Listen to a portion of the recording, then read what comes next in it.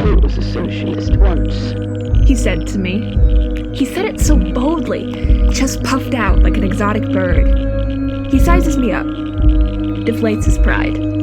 I stand straight, my thin frame and bony face, lanky, an accurate description. How much do you weigh? He asks, knowing the answer. 120. I respond evenly, knowing the subtext. How many lives have you lived? He asks again, this time, desperation edging in his voice. Our conversations are rehearsed nowadays.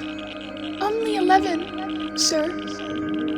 A wrinkled hand pinches his brow. This is an expression I wear often, but older. The age squeezes out like sealant on a house. His hands hold strength.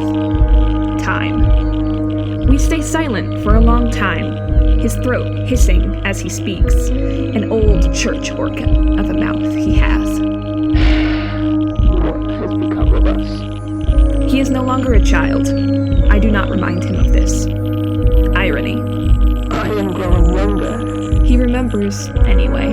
As I grow older, I finish for him. how much time is left? That is not a question for me, Grasshopper. But you're in charge.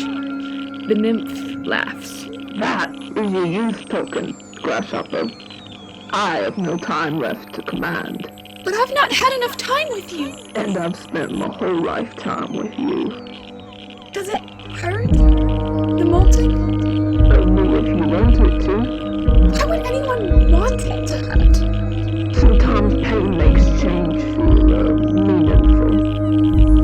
Builds character? Builds character. We stare through the mirror. I have too much future to feel comfortable. And I have no future left.